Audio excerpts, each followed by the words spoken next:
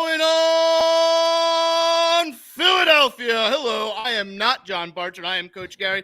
Welcome to the first Wally Pip edition of Bell and the Birdmen, as I am over here trying to take my man John Barchard's job, as he is dealing with some issues at home, so he couldn't be here tonight. But I digress. He's the Bledsoe to my Brady, so I'm here. I'm ready to take it on. The historical run will happen. My 8 Super Bowls after this year are coming. Barchard, hot seat. Gary, in for John Barchard on Bell and the Birdmen. Vince, take it from there. Well, yeah, Gary, I think it's safe to say this is the last time John has ever seen this show, will be affiliated with this show. So welcome. The job is yours. It is official. And I'm excited to have you here, man. I mean, it's been a while since we've had the chance to actually talk about everything that's going on with the Eagles. I mean, first off, Gary, we're in the playoffs, baby. Damn right we're in the playoffs. It's nice to be back. It's real nice to be back.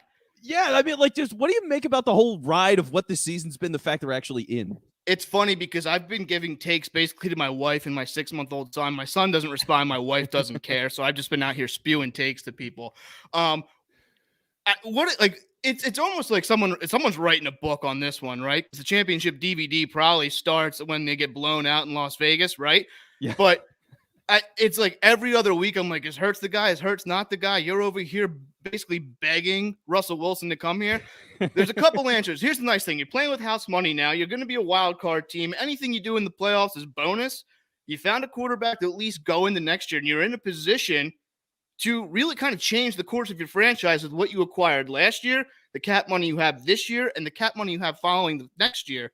And Hurts' low contract, 2 tags, sign him when he's 28 years old. Barchard's been laying that out. But there's a clear path to a Super Bowl here, and the Eagles are ahead of schedule, which is every time you want to be when you're on a path to anything. Yeah, no, it's crazy to think that this team's making the playoffs. Rookie head coach, basically a rookie quarterback. Yeah, it's completely insane. But the beautiful thing is, it's like the guys that have been left over from that Super Bowl roster, it's a lot of the main guys, right? Like, if you're talking about the emotional heart of the team, like the only guy that really isn't there, I mean, Foles, yes. So Foles, you could say, is part of it, but Malcolm Jenkins is really the only guy, right? Like, BG still with the team, and Jason Peters, who, Well, I mean, bless his God, heart. yeah. Can you imagine if Jason Peters was holding up Jordan Mailata for another season, and just like every 8 plays he's coming in and out of the game? I audibly laugh. Like, I forget what it was, but on Twitter I saw like Peters checking out of the game, and I just started laughing. I know I shouldn't be laughing at people getting hurt, but it's just like, it's comedy at this point with that guy. Like, just retire. Yeah, it's completely insane. It is a new level of NFL slapstick comedy, and I do appreciate it. So shout out to Jason Peters. And by the way, shout out to you for joining us wherever you are. YouTube, Twitch, Twitter, wherever you're hanging out with the show. We can see the comments on Twitch, Twitter, or not Twitter. We can see them on Twitch, YouTube, and Facebook. Like Desh here is saying, what's up? What is up, Desh? Thanks for joining the show. We got a lot of things to get into, Gary. I want to talk about Brandon Brooks, by the way, talking about like the offensive lineman a little bit. I want to get into that in a little bit. And there's a lot of stuff with Washington that's just absolutely hysterical. So some of it's tragic, but some of it's hysterical. So we'll get to that a little bit later. But first, I want to present you with a conspiracy theory, Gary, because the Eagles the other day, they have COVID cases out of nowhere, just like crazy. Like 12 guys got on the COVID list. And when you look through it, there's guys, I mean, the names are all over the place, right? Like you have Jason Kelsey and Fletcher Cox, sure, but then Jannard Avery's on the list, Avonte Maddox is on the list, Alex Singleton's on the list. And when you run through all 12, it's like it's a mix of everybody. Epps is on the list, for example. When you go through, I feel like it's really literally every position group on the team. So you get 12 guys out of every position group. It's not like all the offensive linemen are dealing with COVID or all the linebackers. You know what I mean? It's just everybody. A couple of days after playing Washington, they all test positive. So the conspiracy theory, Gary, the Eagles are faking COVID cases, and at the very least, they're manipulating the COVID rules right now before they play Dallas for the sake of a playoff advantage. And I would love to know what you think about all of this. I mean, it's funny. You don't want to make light of a serious situation, which COVID is, but I mean, maybe the Eagles are playing chess and everyone else is playing checkers. They're like, oh, you're going to change all these rules. Let's manipulate the system. We hear about false positives, false negatives all the time. So happened 12 of them showed up all out the building. I don't know. I mean, it makes a lot of sense.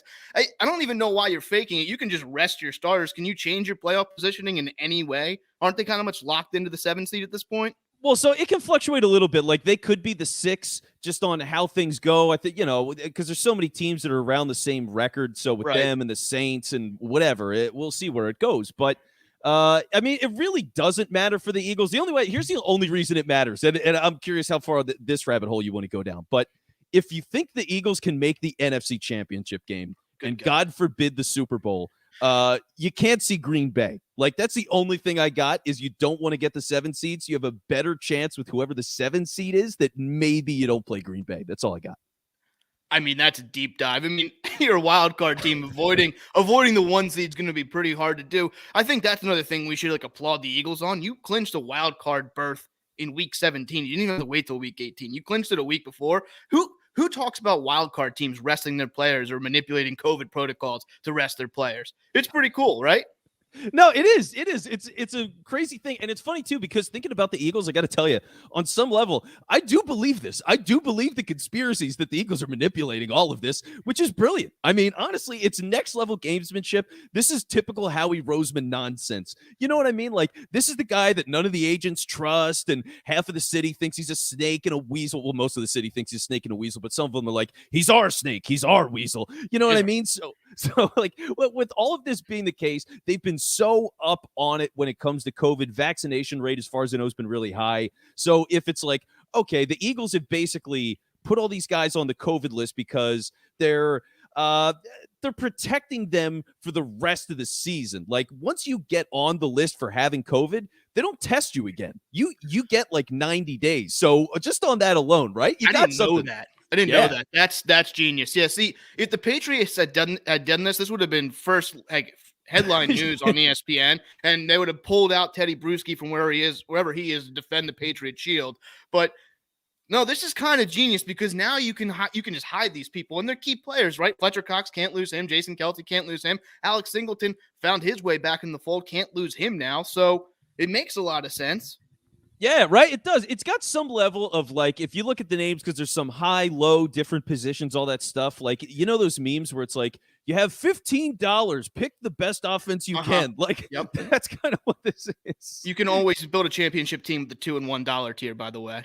Yeah. Oh, totally. The number of sleepers on those lists. Have money left over half the time. Yeah, it's completely insane. It's like, how does Jerry Rice end up at $1? Like, did you see that guy? Total side note. Did you see that clown on Twitter today that was like, Jerry Rice, who totally sucks and ran a 4.7, was serviceable in his NFL career?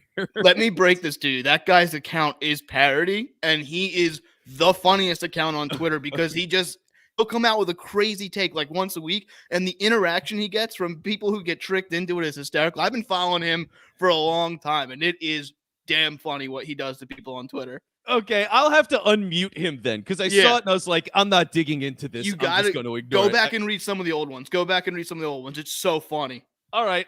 So I'll go back and check that out. But for now, like, getting back into the COVID conspiracy stuff, the beautiful thing about this is if the Eagles are playing this game where they're fully aware of the vaccination rate and most of their guys have been vaccinated, they haven't dealt with this through the season, and they're just going, hey, we're going to put a bunch of you on the COVID list. It could give us a chance to get, say, practice squad guys and get more of them active on game day. So you can test them out as special teamers. You want to get a guy like, I saw somebody tweeting about John Hightower today. So, like, if we're getting John Hightower, you're a John Hightower guy? Okay. Always have been. Come on. All right. Well, this could be your week, dude. Like, when you're getting all of these kinds of guys and sitting them down, now it's the Eagles in a game where it really doesn't matter ultimately.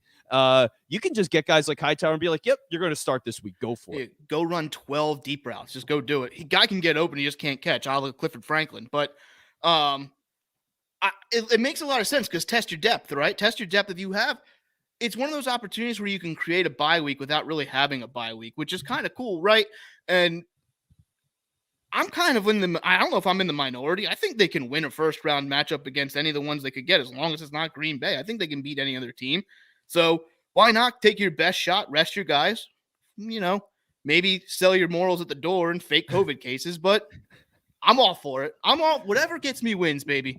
See, that's all it is. Like, nobody throughout the course of the season, off season, whatever it's going to be, nobody's going to look back and be like, they faked those COVID cases week 18 and we should fire Howie. Like, nobody would say that.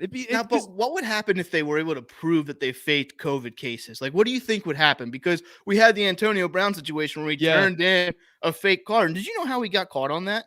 No, He didn't pay the guy who gave him the fake card, and the guy what is it? Doxed him. He doxed him. He outed him. Antonio Brown doesn't pay his bills. He makes millions of dollars. Won't pay his bills. Did you see that they haven't cut him yet? By the way, you know what? I'm sure there's like some kind of like mental health like clause or something. This guy's obviously out there, so they got to help him out. I hope if he is going through something, I hope he gets help. It's a shame because a once great talent just can't handle the pressure of an NFL life, I guess. Oh, dude, he's all over I mean, it's scandal after like investigation after scandal and just moving around teams. Like he was a Hall of Famer. I mean, that guy was a lock Hall of Famer. Yeah, on the rate it's he funny. Was on. It's funny. Wes Euler, and I think you're friends with him. Yeah, he was tweeting out saying like he basically just cost himself the Hall of Fame. You can explain some of the things, but you can't explain dancing off the field in the middle of a game. I mean, Vontae Davis is the only other guy to just retire mid-game. He's like, I'm out.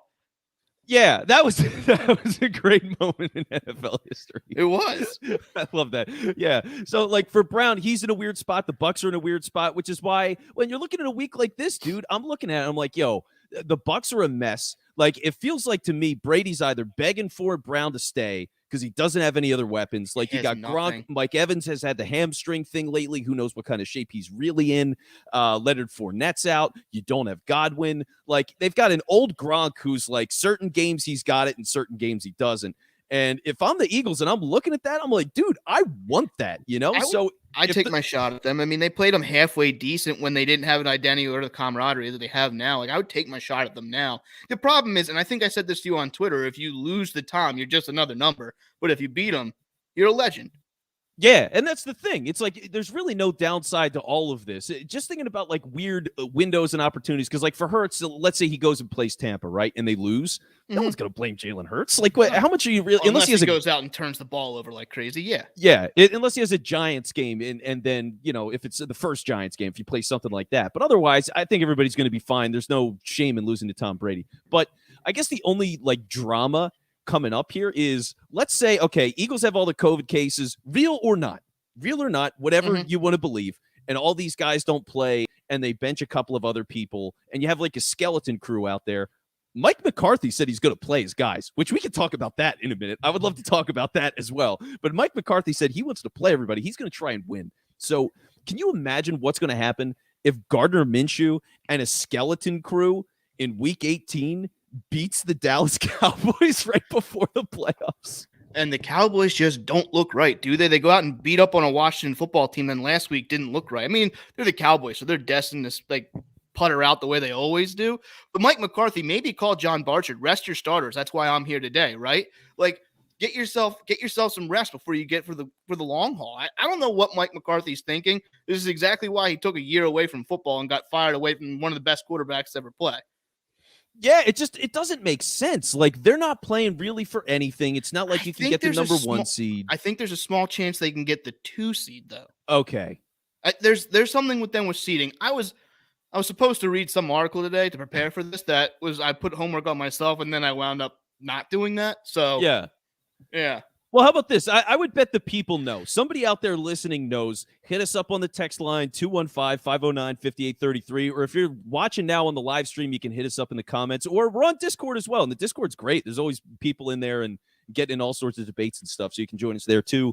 And that's all on our website. But yeah, like thinking about this Dallas game, I mean, it is weird because I was looking forward to it like a couple of weeks ago because it was like, all right, you're playing all these bad teams. Then you could play a motivated Dallas team. And what does that look like? It's a great way to stack up on all this stuff. But now, I mean, like from an Eagles standpoint, how much do you get out of this game, Gary? I guess that's my question. It's a depth game, right? Because that's what we talked about already. It's a depth game. This is one of those ones where it's manufacturer of bye week. I don't worry about it. Guys like John Hightower, who actually was, I think, a 5th-round pick, I'd like to see him get another run at being on the field. Obviously, he hasn't proven himself, but there's another opportunity to put your depth offensive lineman out there again, who's shown that they're already pretty good. Your Sua Opedas, who maybe get Dillard some time, maybe a showcase game for Dillard. It makes sense to get some guys out there and you keep yourself healthy, but for an enjoyment, a strategy thing, I don't care. This is one of those games. I'm in the middle of a move. I'm gonna have it on, but there's gonna be a lot of packing going on during this game. Maryland Mike even might be getting the call this week. Well, and I want to talk about Merrill and Mike a little bit later because they said something absolutely hilarious. But for now, just thinking about this game, because here's the other thing too is like if you're Dallas, because imagine this scenario. This is totally on the table. Dallas plays this game. They play everybody. They try to win, and they lose. So now you've lost to Gardner Minshew and John Hightower, and I don't know. Jack Stoll has 6 touchdowns, and and then people in Nebraska very happy. That's right. We're a big Nebraska podcast. Shout out! I'm Nebraska. a big Nebraska fan. There you go. So here's the thing, though: if they lose the game like that, there's a chance they play the Eagles the next week. So how reminiscent? How what was that be? year? What was that year where they I played think it was back-to-back 09. and kicked their ass? It was the worst. Was that 09 or technically 10? Like the 09 season, and then it ended in 10. You know what I mean? Because I know exactly what you're talking about. That was the end of Donovan McNabb. It was the Donovan McNabb air guitar game. Yeah, it was the air guitar game. Yeah, that was that was the worst. You know what? It's funny. I said I would take a shot at anyone. I don't want anything to do with Dallas in the first round of the playoffs. It's like if there's one thing that can right a ship is a rivalry. It's like, all right, you know what? We need to turn this on. We got embarrassed. We kicked it. You don't want that smoke. I'm gonna go ahead and say you don't want it. Let someone else take care of them. Let us try and take care of the legend and Tom. That's I don't want nothing to do with them. I want it so bad, dude. I want Tampa so bad. It's ridiculous. I want Tampa so bad because, you know what? I have a friend who's a made-up Tampa Bay fan. He conveniently became a fan of them in, 2002 when they won. He's from New Jersey. Who roots for Tampa Bay from New Jersey? They have cool uniforms. Get over yourself. You're a loser. Yeah, I was a Bucks guy when I was 9 and I was playing Madden 1999 and I had a franchise mode and I liked Warren Sapp and I'd put him at quarterback and stuff like that. But which is why my Lotta needs snaps at running back this week. This is the week. But outside of all that stuff, it's just this is the Eagles. It's my team. Why the hell would I root for Tampa, especially now? I'd rather die than root for Tom Brady on the Tampa Bay Buccaneers. So. No, and I know. So I know it's you. You're a big Tom Brady hate guy. You hate Tom Brady? Dude, I can't stand Tom Brady. I think he's one of the I get what he's done for the league, but honestly, I think he's awful. Yeah, I see. I guess at a point when we beat him, I should say I beat him. I did beat him. Yes. I beat him personally. I kind of got over the whole Tom Brady thing.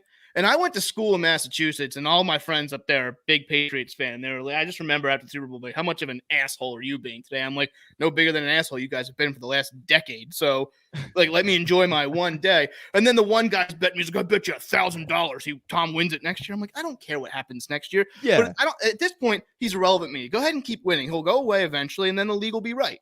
Well, yeah, I really do just want him to go away at some point. Now he's doing more media stuff and he's pushing the TB12 stuff a little bit more. And God, it just makes me sick. I really can't stand Tom Brady. I don't know. I it went from me hating him to me kind of pseudo liking him. I don't know why. I'm also a big Michigan guy, so it's it's kind of like built in where you kind of have to like him, but you can also hate him at the same time. Okay, yeah, I guess that's complicated. And now, John Harbaugh is going to be the Jags head coach, so good luck. No, with don't that. say that. He's not going to take my guy. Don't take my guy. Well, they could take Doug if they want him. He's certainly available and making himself available. So there's that. Enjoy that, Jacksonville. Yeah. So, talking about enjoying things real quick, Gary. I've had this off screen, but allow me to fill up your vision here.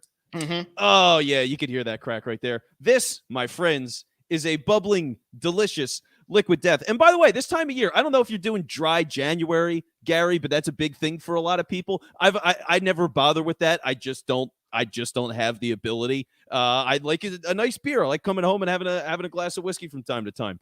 But you have a little Liquid Death. I have it on the side when I'm having my drinks. But if you don't partake and you want to do the dry January thing, well, then have Liquid Death. It looks like booze. I was walking into my apartment today with the case of the bubbling Liquid Death, and they were looking at me like, what is that you got there? The dog was staring at me funny, turned its head sideways. Is that liquor? It was don't worry about it, Pooch. This is my problem. But yeah, Liquid Death, absolutely delicious. Can super, super recyclable, very high recycling rate with all the materials in the can. So you're getting everything out of this in terms of quality, flavor, the variety of the flat and the bubbly. So to have all that together, Liquid Death's been great to us. We're gonna have Mike, the CEO, on next week, by the way, because he's an Eagles fan, and he's already he already in the emails we go back and forth from time to time. He already sent me a theory of what's going to happen in the game. He already has a creeping suspicion of how the playoff game is going to go. So we'll be talking with Mike on Tuesday about that. But if you want to support us, support Liquid Death.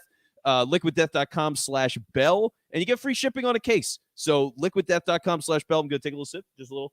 The sparkling is absolutely divine. And the best part about Liquid Death is it's so good for the planet, which means it's endorsed by Leonardo DiCaprio. And if you don't love Leonardo DiCaprio, are you even a person? So Yeah, I don't think you are. I don't think you are. You have to yeah, love Leo. I mean, like you Catch have Me to If You love Can Leo. and Growing Pains. I think those are his biggest hits. Are those two specifically? But Yeah, absolutely.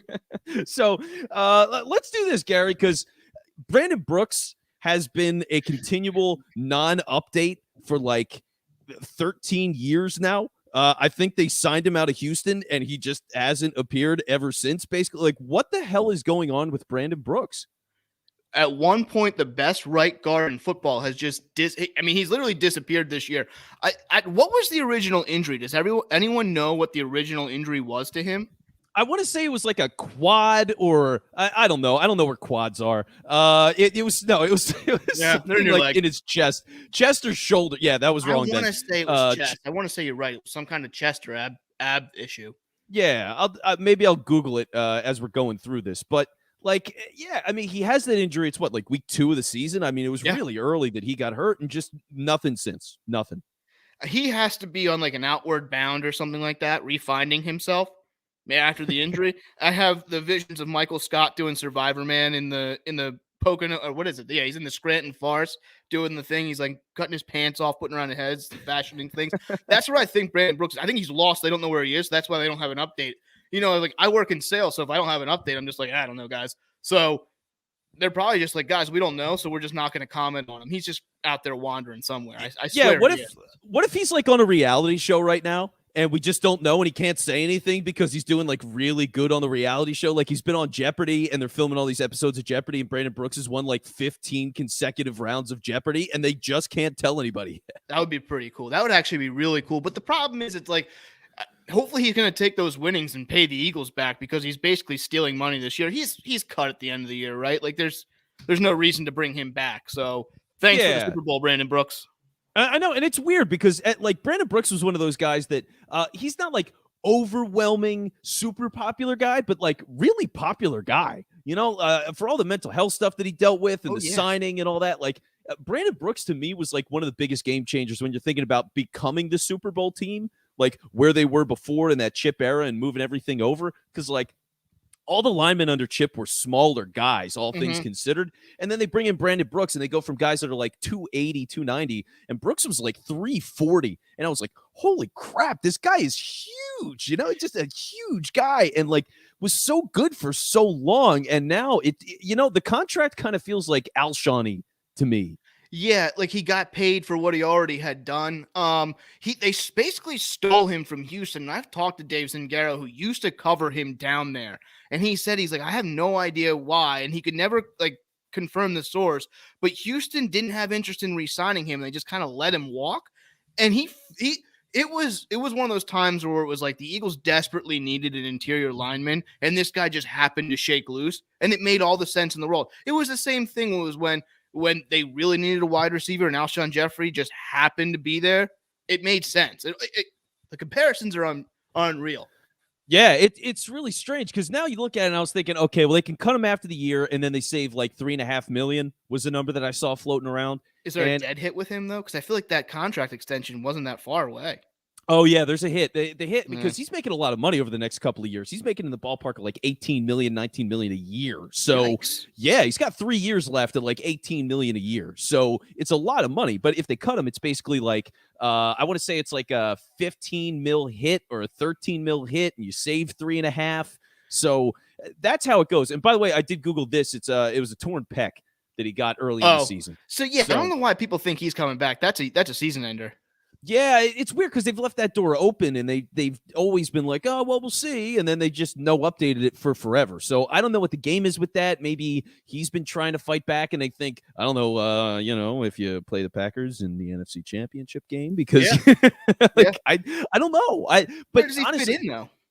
Well, and that's the thing, too. Like, I don't know what you do at this point because everything's been working with the offensive line for so long that to get to the stage now where you go, suddenly you're going to put Brooks back in. I mean, on some level, I get it. But also, he hasn't played in what, like 4 months? So now you're going to put him in the highest leverage games of the year just out of nowhere when the other guys have done the job. Like, unfortunately, Driscoll's hurt, but he did the job when he was in. Like, Driscoll looks good. I trust that guy as a starter next year. 100%. right? Like Herbig's done a really good job for all the roles that he's had to play and where he came from, which is nowhere. Like I still don't know where Nate Herbig's from. He's a complete mystery. He literally showed up. This was John and I's biggest argument last year going into the draft. I said, you don't have to draft an offensive lineman. If one's there in the first round, you don't need to take him. And my take was always that the depth is going to be fine because the amount of injuries they sustained last year, it's going to work out. And I told him, I was like, if it's going to be a second round pick, fine. And Lander Dickerson falls in their lap. And he's going to turn out to be one of the better run blockers in the league. And if he can stay healthy, he's going to be a cornerstone of your offensive line for a long time. Your left side of the line is locked up for a very long time. Yeah, it's crazy how everything switched, right? Because when you think about Brooks and Lane together, that was it. That was the truth. Those guys are around the same age, and for the last 4 years or so, 5 years, I mean, those guys were generally, when they were healthy, they were absolutely dominant together. And you go, and now you see it on the other side, and it's Mailata and Dickerson, and it's this cool passing of the torch kind of thing. But thinking about where Brooks goes, because I was thinking even about this, right? Like, say you're going to cut him, fine. Would they re-sign him? And honestly, would you want him back? Would you trust Brandon Brooks coming back? Yeah, I would. I mean, if you can get him for a low hit, but can you do that? Can you cut a guy with dead cap then re-sign him? Well, I guess not cutting. Maybe restructuring, I guess, would be the proper way to phrase all that. If you restructured Brooks and you could keep him as a backup, would you do that? Yeah, I don't know if he would do that though. But let me throw this contract word at you: voidable years. There's this new thing out there that I don't understand. I haven't taken my Series 7, so I don't know what voidable years are. But apparently that's what you do now. You just add a bunch of years to the end that are voidable. You spread that cap hit out. So maybe you restructure, you kick it down with voidable years. And that's my layman's terms. Yeah, I think that's a Howie thing, by the way. I'm pretty sure Howie invented that. So Tom Brady, a lot of voidable years. Oh, no.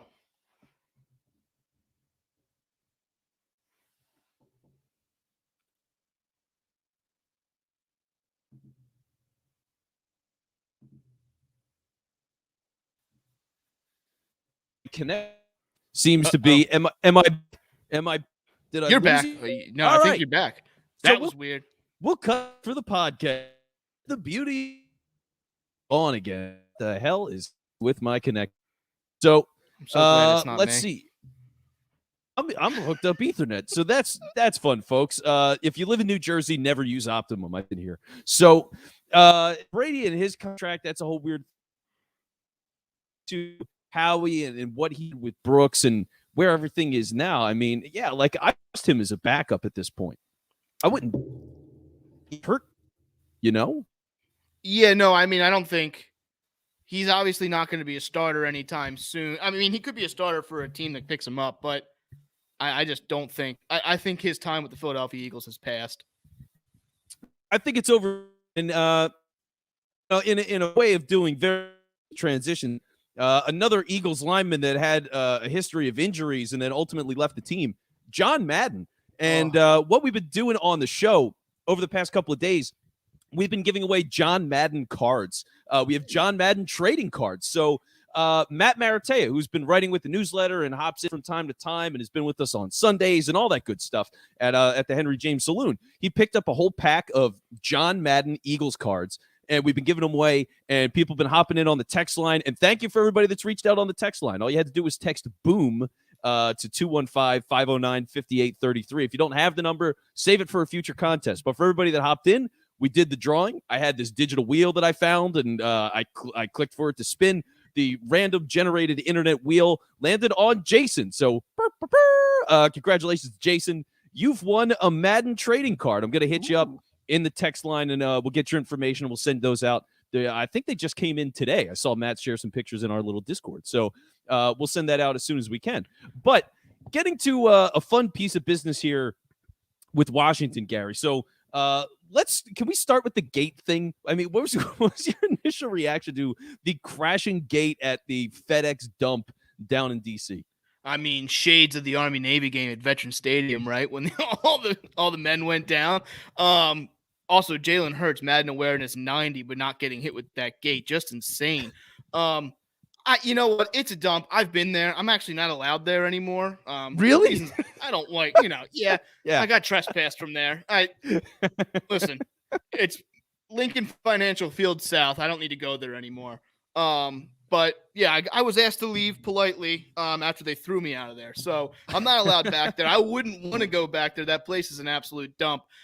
It's an embarrassment. They have like sewage leaking. Now they have people. It's very public. Jalen Hurts writes a letter to the league being like, hey, what are we going to do about this?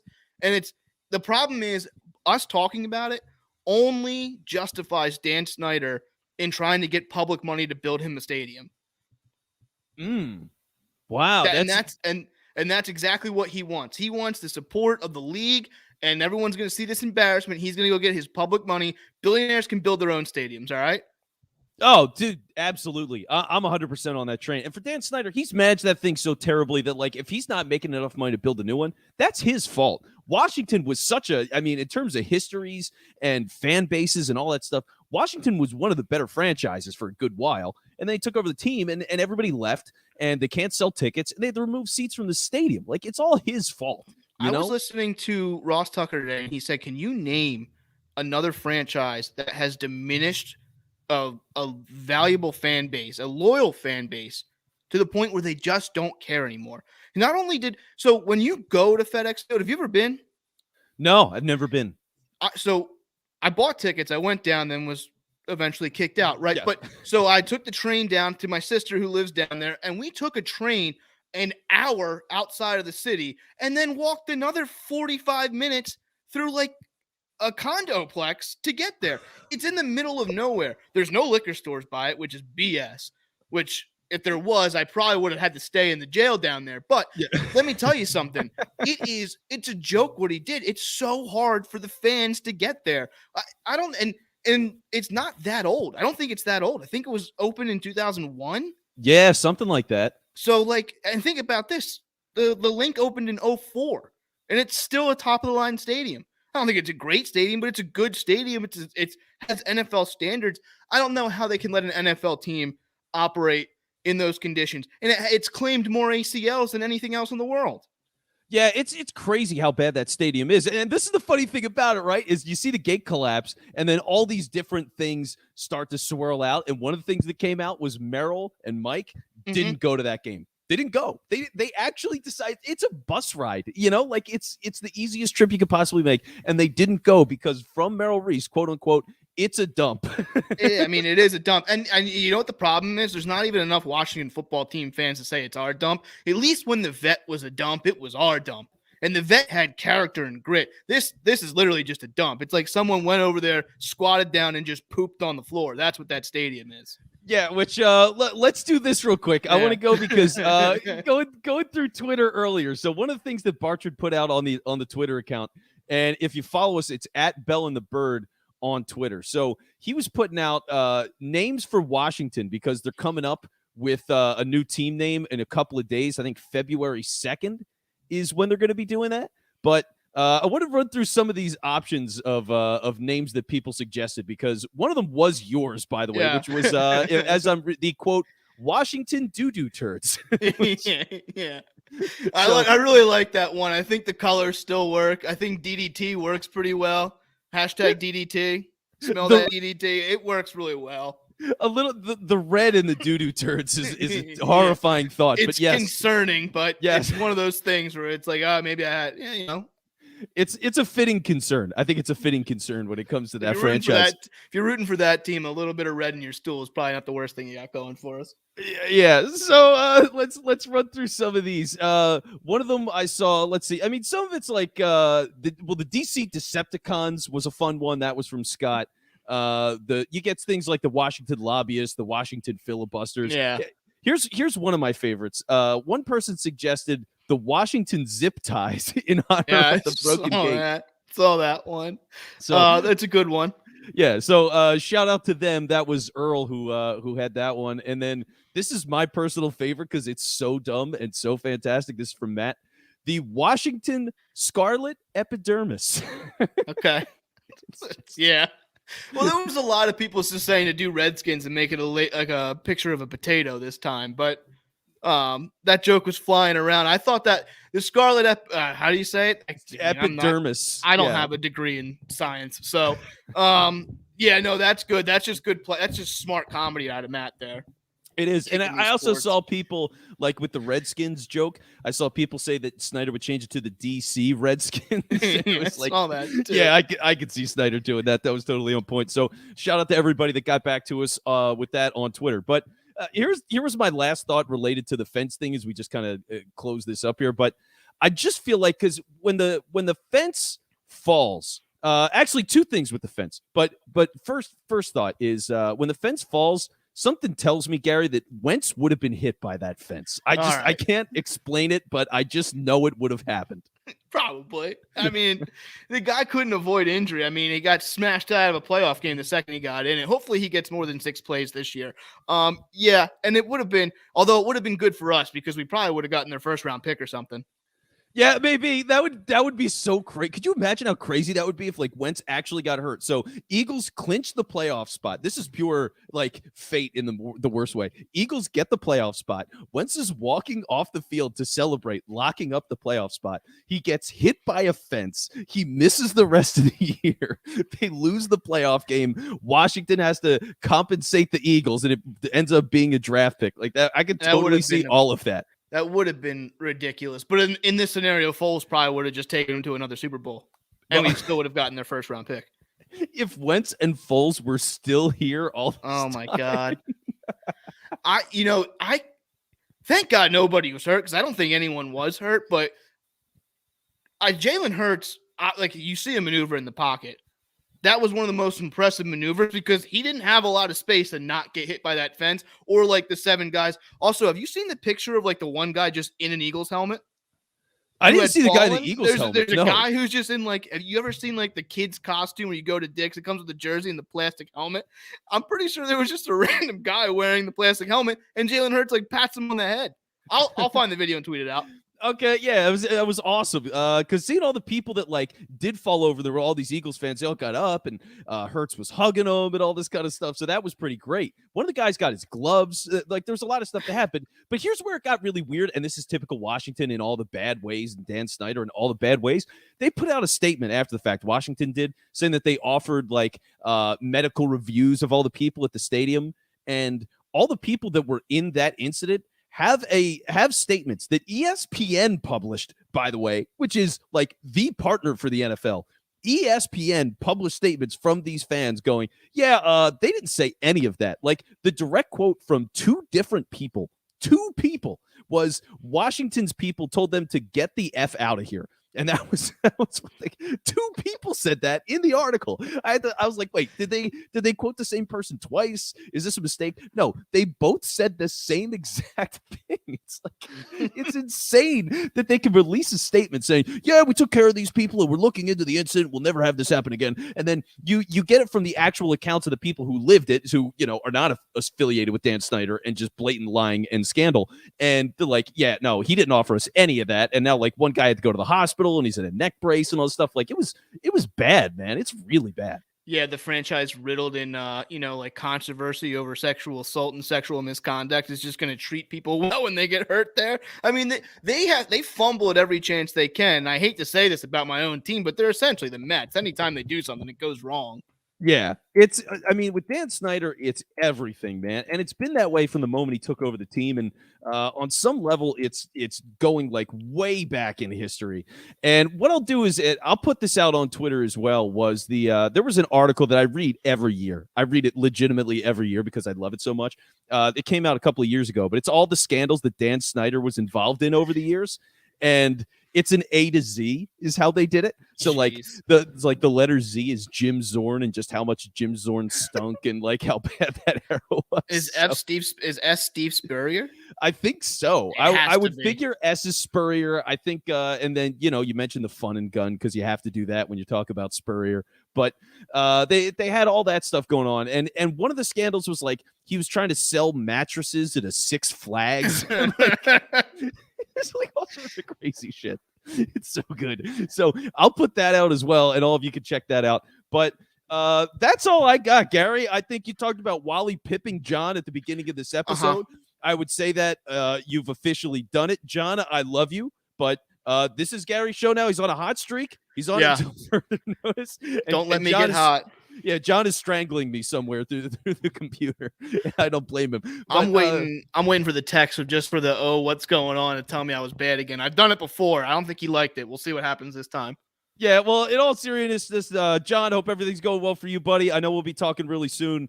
And for everybody that's been hanging out, watching with us on the live stream, Facebook, Twitter, Twitch, wherever you might be, YouTube, make sure you hit the subscribe button, by the way. Means a lot for us, does a lot for us. Liquid Death, everything that we're building, please hit the subscribe button, especially, I mean, obviously now we're still in that season vibe. Once we get to the off season, we're going to be doing all sorts of stuff. I got so many plans. So make sure you hit subscribe on all those channels. And thanks for listening to the pod. So for Coach Gary, I am Vince Quinn, and we'll talk to you soon. See you, folks.